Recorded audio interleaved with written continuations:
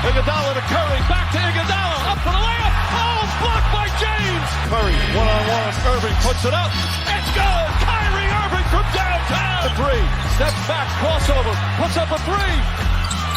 Rebound James, second. It's over. It's over. Cleveland is a city of champions once again. The Cavaliers are NBA champions. Cleveland, this is for you. Woo! Oh, man. Another one of these. Unreal. 11 and 0. 11 and 0. Welcome to the Block the Shot to Stop, a Cleveland Cavaliers podcast brought to you by our wonderful friends over at the Blue Wire Podcast Network. I am Tim Daniel. He is Skylar Whipker. And we are chatting about the 11 and 0 Cleveland Cavaliers who put on an insane comeback. An insane comeback to have just the abysmal third quarter and then turn around the fourth and just take over the game. And I mean, with 2 minutes left, they're down 7 and pull off this 105-100 win. Man, just maybe my favorite one of the year.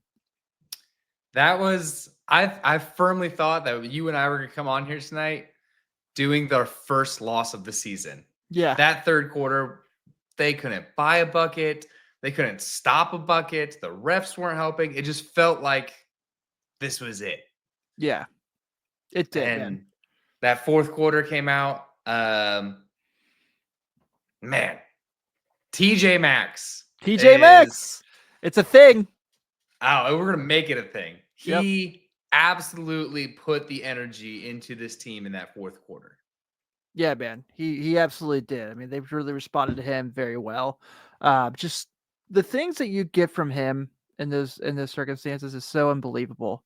And you're really seeing how much the Cavs missed having that last year. And don't get me wrong, obviously they were still pretty good, but what he's been doing for this team and nights like tonight where they just respond so well to him when he comes in the game, just so freaking perfect, man. I mean, he did so much tonight and it was great. And yeah, he was absolutely awesome. Yeah, to come into a game and play 18 minutes, take 4 shots, or go be 2 of 4, but have a plus 16. Right. I mean, that is getting the most positive effect on the game that you can with your limited amount of time. Just so impressed with the game. Man, just so awesome. I love this team, man. I mean, just so freaking fun to watch on a nightly basis. And like we said last night, yes, eventually they're going to lose a game, but I don't know when. And it feels like every day we think that. And every night we come on here and we're like, all right, we're still rolling, baby. This is still fun. Yeah, you absolutely take it. You've said it a couple of times. What a time to start this podcast, or what a year to start this. Yeah, it's looking better and better every night. I think this was like a really, really fun matchup in the sense that both teams were playing on a back-to-back. For Brooklyn, man, you listen to the top 2 teams in the East, back-to-back nights in the fourth quarter or in overtime, where you played pretty well. I mean, you really had a chance to win both games. I'm sure that's kind of a bummer, but I thought that on the Cleveland side of things, I talked about this yesterday during last night's game where Mitchell kind of made the comment about they've won every way they possibly can so far this year. And tonight was another one. I mean, for how rough the third quarter was and for them to respond the way they did in the fourth was unbelievable. I mean, just fantastic basketball.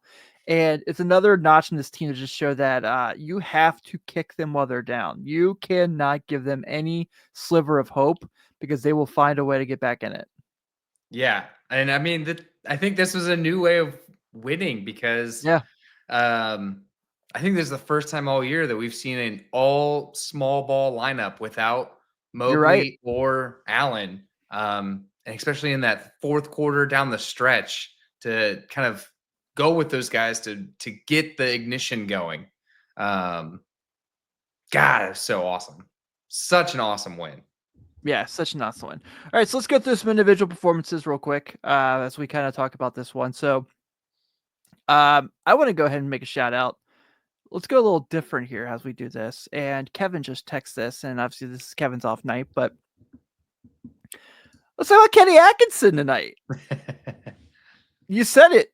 Stuck with that lineup through thick and thin there down the stretch and trusted them to go win him the game against a team that let him go. And he was tremendous. He pulled all the right moves, all the right execution. He lost both of his challenges in the first half. And he managed to kind of keep the game in hand. And when things went bad in the third quarter, got his team going.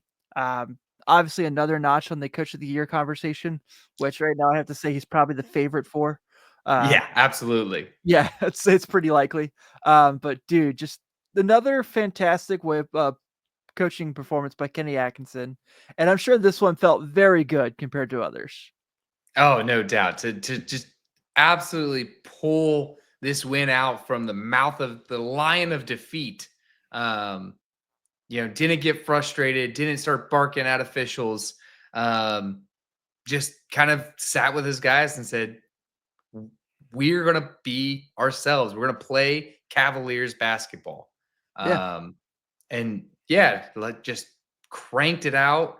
We went with like I said, the first small ball lineup we've seen all year.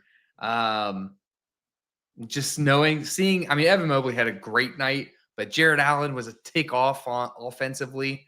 So to rely on these guards and kind of small forwards, that was just I can't stop saying it. That was awesome.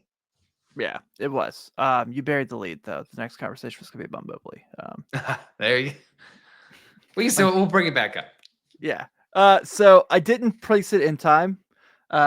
But my bet tonight was gonna bring back the one I did opening night, and that was Mobley points and rebounds over. And had I posted it, he would have hit.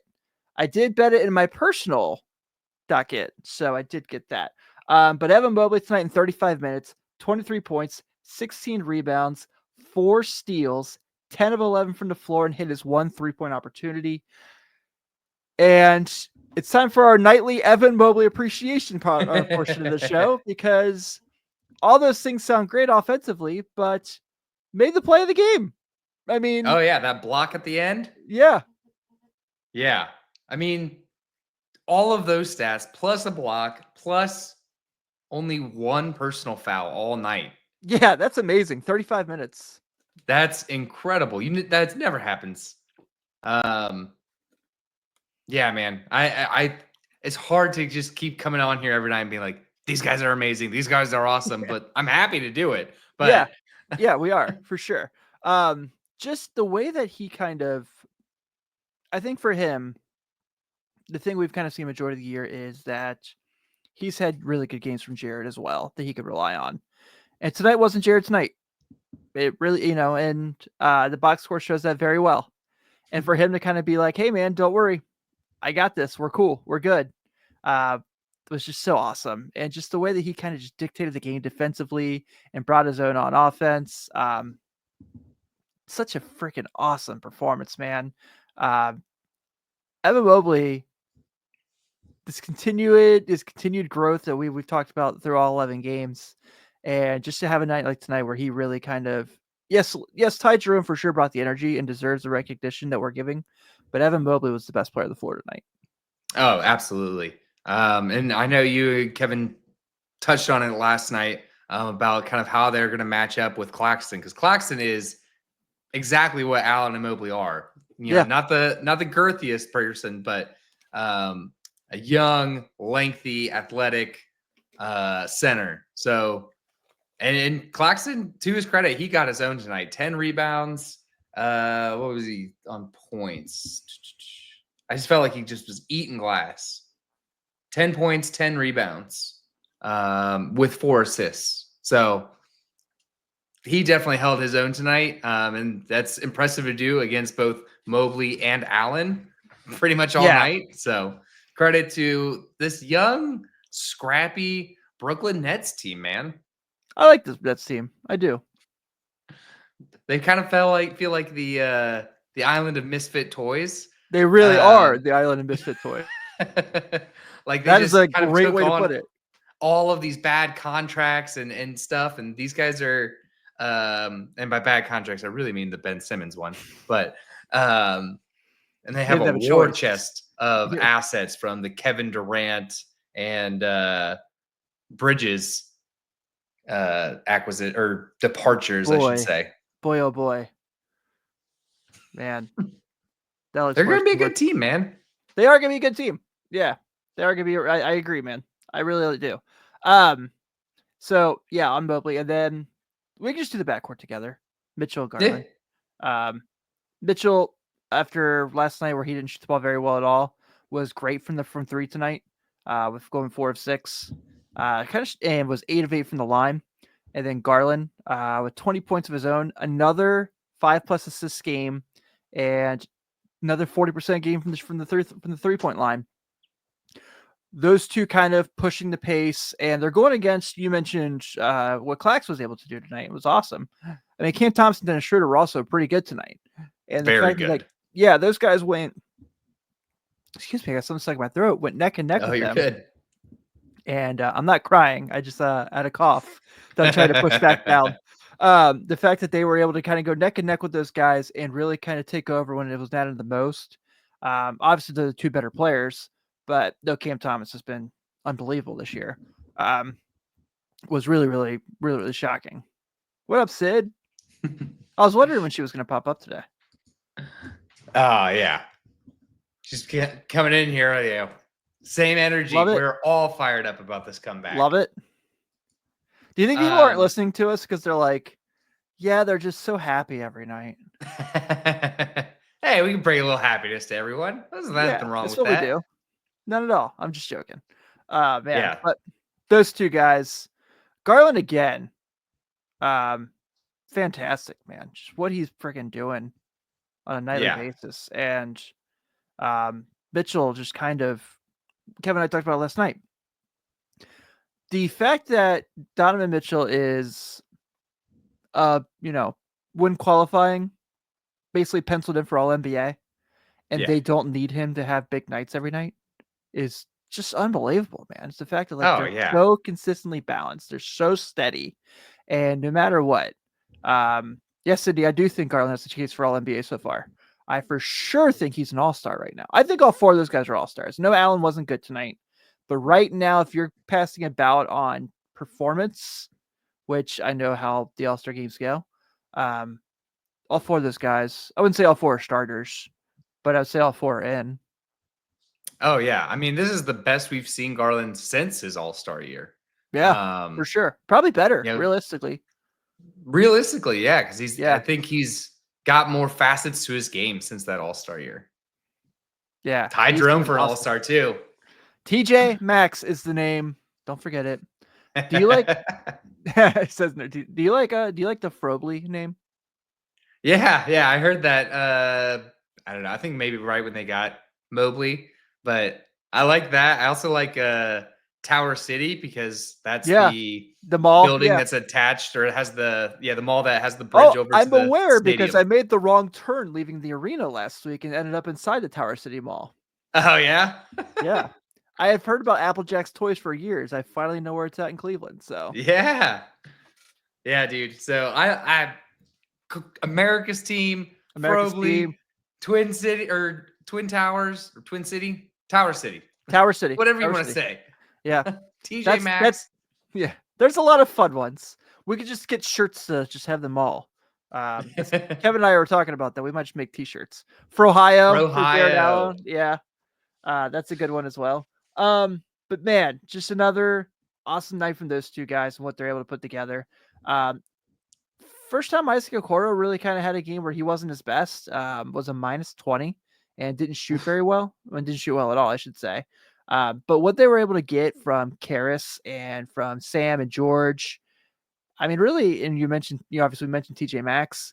One with a little bit of a shorter bench tonight, but obviously with the G League starting up, which we'll get into the charge here in a minute. But the fact that they were able to kind of just get all of that with Okoro and Allen not playing very well, having the shortest bench of the season so far. Super, super impressive. Absolutely. I kind of want to get to a question that I have. I had it. No. So I listened to last night's episode on my drive home today. And I think Sydney actually asked it about like, are we going to win a chip this year? Let's live in fantasy land. Let's say they do win a chip this year. Does this team become a dynasty? Because this is the team for the next at least 3 to 4 years. Man, Skylar is full on ready for June already. I like it. I love it. I absolutely love it. So, piggybacking off that, I think it's definitely a possibility because I thought that there also reiterates something I said last night. The way Steve Kerr talked about this Cavs team compared to when he first took over the Warriors was really impressive. And then Draymond Green last night talked about the Warriors play extremely the Cavs play extremely similar offense to what the Warriors do. And that's not just shooting threes. It's the pace and space. It's the movement. It's the drive and dish, and the everything else. Very similar offensive playbook.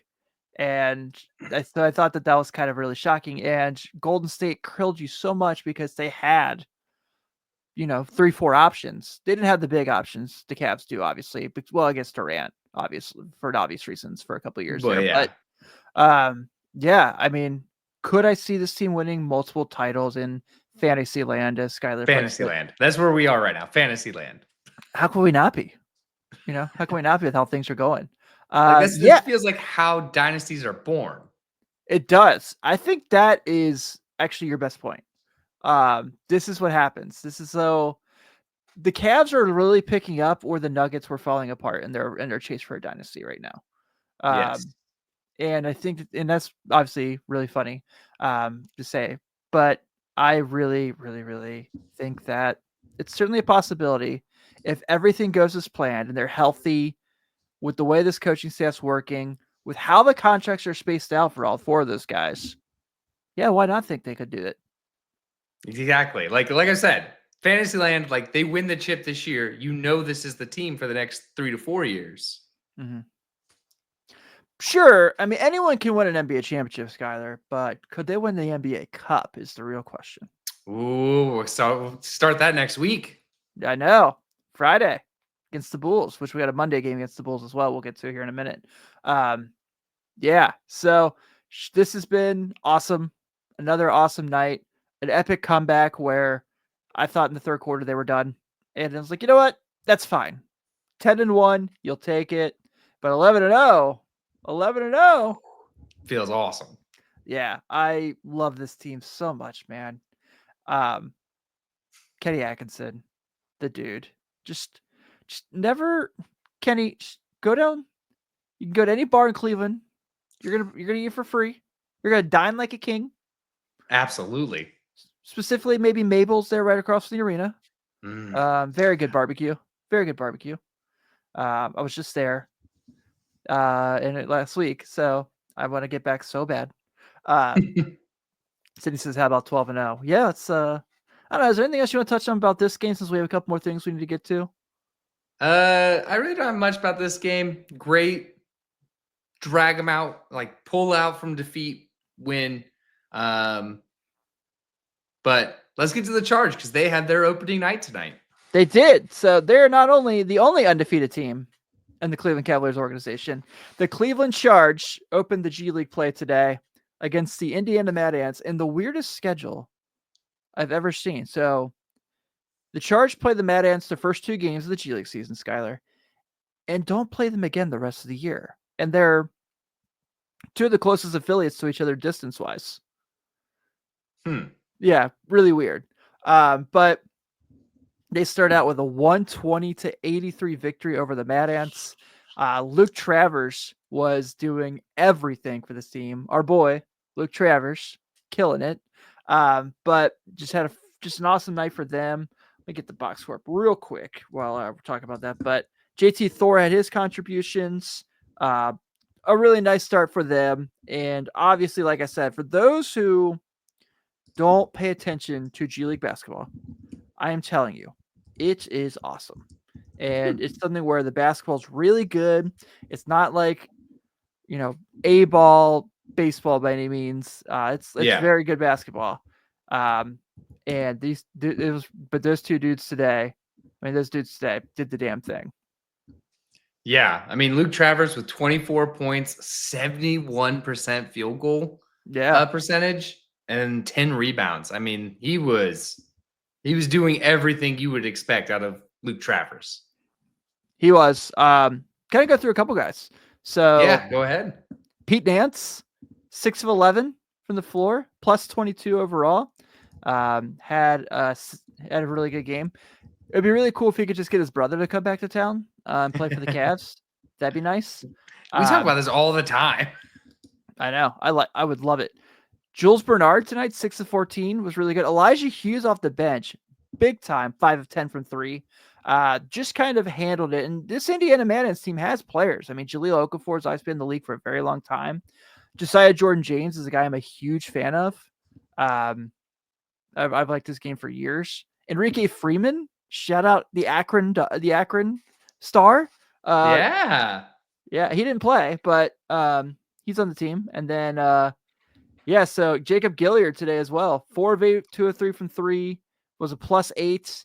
Rebound, had 4 boards, had an assist, had a steal, but did give up 5 turnovers, but that's okay. I'm really happy the Cavs were able to keep him within the organization after the preseason and training camp, and he wasn't claimed by another team. Because I think if he can stick in the Atkinson system that the Cavs are passing down to the G League staff, that I think he has a chance to be a pretty good player for this team. Yeah, I think it was maybe 2 games ago. They had the pregame for the Cavs, and they talked with the head coach for the Charge, and they're all on the same page. They want to do the Atkinson way. Yep. Like the Atkins diet. Atkinson diet. Yeah, the Atkinson diet of, they want to play with pace. They want to make the open pass to the open man, which is really awesome to hear that they're trying to get guys ready to play for Atkinson. Yeah. So very awesome for them. They also will be playing tomorrow with, like I said, against the Mad Ants again. So wanted to give our kudos there. You can watch those games that's going to be on NBA TV, that game. So nice. 2:00. Our NFL team does not play tomorrow, so we could, maybe throw it on TV for a little bit. That'd be awesome. We probably won't be doing Charge. I don't know if they win the G League Showcase. I for sure will do a podcast on it, but for the sake of our lives and our wives and children, maybe should not be. Maybe we shouldn't. Yeah, that should be something else we should dive into. But yeah, great day in Cleveland basketball all around. So looking ahead now for Monday, it's the matchup against. Well, first it's Veterans Day, so thank you for all those who serve and have served in the past. So we definitely appreciate you. But they head to the old United Center to take on the 4-6 Chicago Bulls, who got a win tonight against the Atlanta Hawks on the road, 125-113. And this is a Bulls team that we talked about quite a bit during the preseason, obviously, because they had multiple matchups. But it's a Bulls team that is better than they want to be. It's a Bulls team that really needs to figure out how to not be better than they are currently for their sake. And they're pretty balanced. Their starting five's really good. Zach LaVine has been really, really good so far this year. Bounce back year from him. Yeah, for sure. Kobe White carrying it back what he did last year. Josh Giddey is just kind of an all-around stat stuffer. Never going to be a really consistent shooter. And Vooch, super underrated player, honestly. Again, the Bulls are way too good for where they want to be, which is on brand for the Bulls, just being so stupid of a front office and an idiot organization. Ayo Dosunmu is awesome, and they're like, he's going to go win us games. And you're like, no, that's their problem. So it makes me laugh so much how strongly you feel about this Bulls front office. God, they're the dumbest team. They're so stupid. It's literally, here's my thing. okay, I shouldn't say that because I want to be respectful to everyone, but this is a team that's like, we should probably tank. We should go get try to get in the Cooper Flag sweepstakes, and we should be trying to rebuild our roster. But they're like, no, dude, we want that 10 spot. We want the play in. Yeah, the end of the lottery. That's what we want. And you're like, why? Why? They kept Lonzo. I understand Lonzo's hurt right now, but that for sure was something where they could have gotten out of that money, $22 million. Yeah. They not found a trade partner for Levine because they gave him that contract, which, look, I have a million times said on record. There's many times you can hear me say, like, the treatment that we have of Zach Levine is very disrespectful to a guy who hasn't had a chance to prove he could be on a winning team. And that's where I'll keep that. This is a calf show. But I do think that this is a game where the Bulls are pretty well known for finding ways to end streaks.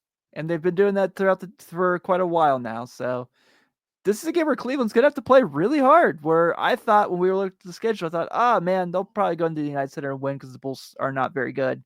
And this is a Bulls team that for some reason wants to win basketball games because they're so ridiculous. My God. No, it'll be a good matchup. We've seen the Bulls already this year, which helps. But I don't think a single team in the NBA has had a gauntlet of a schedule like the Cavs have. Mm-hmm. I mean, our first 3 weeks have been back-to-back on Friday, Saturdays, going against the upper echelon of teams so far in the league. I mean, we haven't had the Celtics yet, but they're coming later in the week. So, yeah, I think it's going to be you can kind of tell tonight guys are getting tired. Yeah. So nice to have the off day tomorrow before heading out to the United Center. So these guys are going to have a challenge just because the pace that the Bulls like to play with. Yeah. Sydney asks, so Friday's game is actually the home game. Monday's game's at the United Center. Friday is the first NBA Cup game, Cavs and the Bulls. So they'll see them twice this week. Oh boy, how exciting. But so to kind of get an idea, so the Bulls are still number one in the league in pace. They are still the fastest team in every night because they're dumb. They're so dumb. Okay, I need to stop that. We're never going to collaborate with a Bulls podcast. Bulls podcasts are saying the same thing I am. Trust me on that. But just it's unbelievable franchise. So like the backcourt matchup is going to be really fun. Garland and Kobe White are guys who are often linked to each other because they were in the same draft class. Yeah. They're guys who have kind of come up and had very similar trajectories. I think Garland kind of hit his stride, obviously, a little before Kobe did. But Kobe, you can really make the case, it should be the best player on the Bulls, but they're still Levine. And I like watching those two play against each other because they have a lot of very similar skill sets. Mitchell and Levine, just kind of snipers. Mitchell's obviously the better player of those two. And then things get really fun from there. The Evan Mobley, Pat Williams circumstance is going to be great. That's going to be fun. Jarrett and Vooch is the matchup of this game. And I know I talk about this quite a bit. But other than, I think for me, the two matchups you got to look for are Jarrett and Vooch, because what Vooch likes to do really well, Jarrett is really good at defending. And then on the other end, I think Garland and Kobe, two really fast guys who can shoot from like all three levels and have become so improved as playmakers. It's going to be a really fun game. Yeah, I think if I had to put it out, I would say Garland's probably the better playmaker, but Kobe is the better shooter, or at least true shooter, I would say. Yeah, I agree. And yeah, I think the Vooch and Allen is going to be a battle all night. And you know, it might be a game where we say, Donovan, go get us the winning bucket, a winning drive. We haven't had too many of those this year, which is kind of nice. Yeah, and then the Bulls also have a couple bench players who are pretty solid. So that's going to make it interesting as well to see how that lines up. They're not as deep as the Cavs, but Don Sunmu, Jalen Smith, and Julian Phillips is known to kind of get a little freaky and pull some things out and makes up some nice games. And he had one tonight. What a term. Yeah. Yeah. Need to watch my language on that one, I guess. But they got some good dudes. I don't know. Dalen Terry, I can never figure out if he's good or not. There's nights when I'm like, oh yeah, Dalen Terry, he's a really good bench piece. There's nights I'm like, why is that guy on the floor? So I hope we get that version against Cleveland on Monday. I feel like I felt the same way about Karis LeVert prior to this year, where Really? I'm like, yeah, where there were some nights where like he was great and it was like, yeah, this is awesome. I keep referring, there was a back-to-back games where he did 40 at Boston in the Garden, and then Boston the next game came to Cleveland and he put up 1. They made adjustments. It happens. But he's been dramatically improved this year. Obviously, he's been way more consistent. I don't need him to get 40, but if you can give me 12, 15, 16, he's been doing that, and he's been great. Funny enough, I've always been a huge Karis LeVert fan, even in Brooklyn. Yeah? I have. Even at Michigan. That Michigan team Michigan. The Michigan team that lost in the title game to Louisville. Yeah. I thought it was awesome. Him, Trey Burke, that team was sick. So when Cleveland traded for him, I talked about this. Grace's family, they know about the Cavs, but they're not like league-wide fans. So Grace's uncle was like, what do you think about Karis LeVert? I was like, you're going to love this dude. He's going to win you some games. He's going to lose you some games. But who he is perfect for what the Cavs need. And I think that's rang true now for 3 years. Yeah, I think this is the best version of Karis LeVert that we've had. And I'm all in on Karis LeVert. I'm eating the what is it? Not eating the ice cream. You drinking the Kool-Aid? I'm drinking the Kool-Aid. That's what it is. Yeah. I hope you're not eating Kool-Aid. That could be dangerous. No. I'm drinking the Kool-Aid with half a bag of sugar. Yeah, that's the way to do it. That's the way to do it for sure. All right, man. Well, any final thoughts before we get this one done? 12-0 sounds so good. Yeah, it does. 82-0 pace, man. Even if it means I have to go against my former ally, my former team, the team that made me love basketball. I still gotta rep where the money's at. So. I mean, you just sat here and talked about how terrible of a franchise they are. And I don't regret a word of it. There's a reason that when it was like I went to the queue multiple times, and every time I was there, I just fell in love with it more and more, that I was like, yeah, it's easy to become a Cavs fan. There were some that Ben, you got to be through thick and thin. I shared a post on with you guys that like, how loyal are you? And it's like, I was here when it was John Henson, Brandon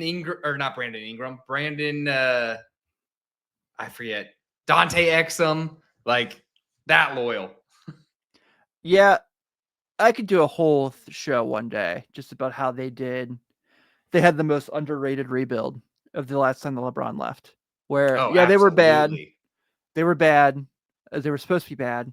But the way they constructed the roster to make all the moves they made was so well done and so impressive. And like I could really do a deep dive into that one time, but we don't have time for that tonight. So let's go ahead. Yeah. Let's go ahead and wrap this episode up. Thank you guys as always for continuing to support success here. What fun we're having with this team. We're really starting to see you guys really get behind the show too. And that's been really cool. Like I said, this is a huge passion project that we are just having a great time with. Shout out to Blue Wire staff, officially putting us on the site finally. Yeah. So that's been nice to see when you go to the Look at Basketball podcast that we're on there. Skylar and I are back here Monday. I really hope we're talking about 12-0. I think we will be talking 12-0. Brandon Knight. I met Brandon Knight a couple times. I'll tell that story sometime. But on behalf of Skylar Webker, this is Tim Daniel. On behalf of Kevin Lynch also. Have a good one, guys. We'll see you on Monday. Enjoy your Sunday. Go Cavs.